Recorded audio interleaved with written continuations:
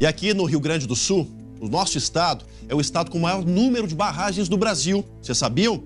Metade das represas do país estão aqui no Rio Grande do Sul. Em função da tragédia lá de Minas Gerais, o governo federal determinou a fiscalização de 3.386 barragens classificadas com dano potencial ou alto risco, potencial alto ou risco alto. 886 dessas barragens ficam aqui no estado.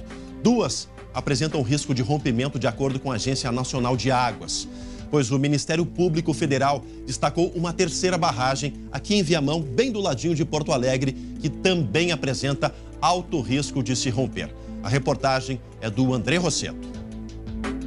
O lago da maior barragem gaúcha cobre uma área do tamanho de 1.700 campos de futebol em Cachoeira do Sul.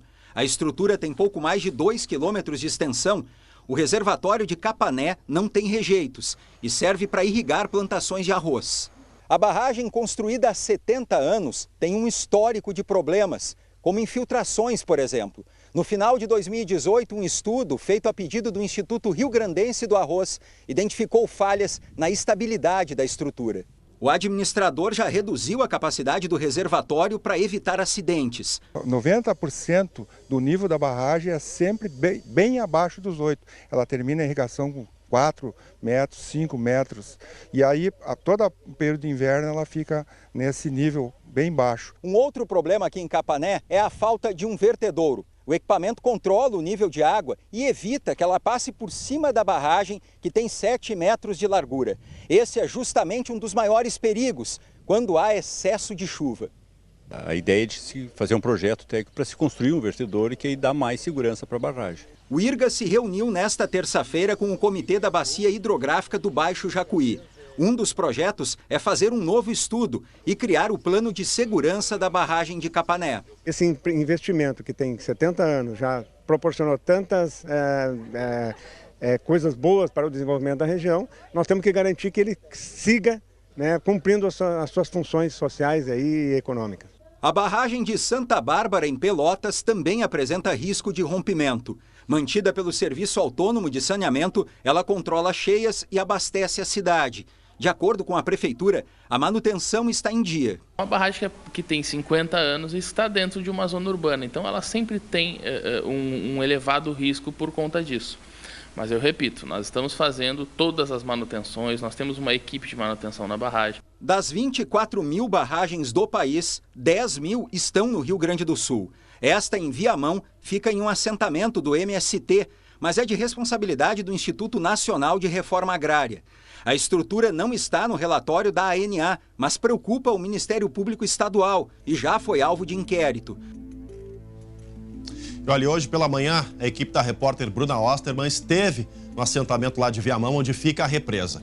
Ela tem volume de água superior à capacidade da barragem, que se rompeu lá em Brumadinho. Em caso de vazamento, a água pode chegar à zona norte da capital gaúcha.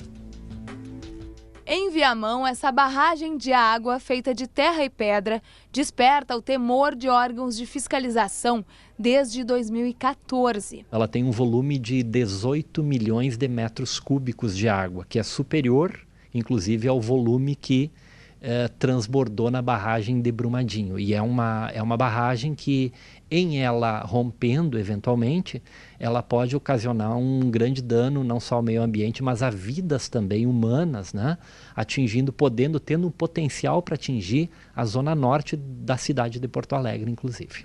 A barragem de Águas Claras fica dentro de um assentamento do movimento do Sem Terra. 376 famílias vivem no local de 9.000 hectares. Desses, 2.500 são uma unidade de conservação. Pessoas e animais não teriam chance de se proteger no caso de um rompimento da estrutura. Mas, se para os órgãos fiscalizadores há um perigo iminente, os moradores não veem riscos graves na situação. Essa barragem ela tem 500 hectares de lâmina de água e ela não é uma lâmina de água tão profunda. Por exemplo, a gente tem uma extensão de área ao redor e até chegar ao rio Gravataí de quilômetros, então não existe nenhuma morada, nenhuma propriedade menos de 5 a 10 quilômetros da barragem. Então, totalmente diferente, né, o sistema de construção, e esse risco não tem como acontecer. Eu acho que não tem medo. Não temos medo. Uma vistoria realizada por um engenheiro em 2016 apontou que a barragem, construída nos anos 80, tem problemas estruturais. Em 2018, a Secretaria Estadual do Meio Ambiente declarou que o local tem alto dano potencial e alto risco.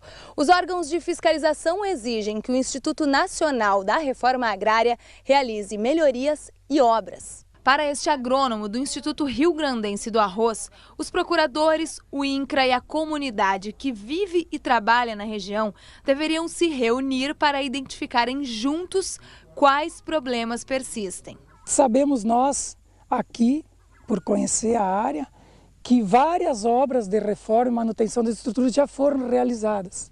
Então, estruturas como enroncamento, vertedouros e as comportas, que são os registros de derivação de água, estão em funcionamento. Isso dá segurança a uma barragem. Alertado com a tragédia em Minas Gerais, o Ministério Público Federal deu prazo de 15 dias a partir desta terça-feira para que o INCRA se manifeste e apresente um relatório de segurança. Caso contrário, os procuradores vão avaliar medidas preventivas e até a possibilidade de desativar a barragem. Essa sim, alternativa que assusta os assentados. Em torno de quase 2.000 pessoas que daqui se sai o sustento. Então aqui tem um sistema social muito importante que essa barragem tem, além dela ser um grande protetor do nosso meio aqui, que é o meio ambiente. Olha, o INCRA informa que aguarda desde 2017 o relatório oficial de uma vistoria na barragem, organizada pelo Departamento de Recursos Hídricos. Diz ainda que recebeu hoje pela manhã o ofício do Ministério Público Federal e que deve se manifestar dentro do prazo estabelecido. Deixa eu acionar de novo a Bruna Osterman.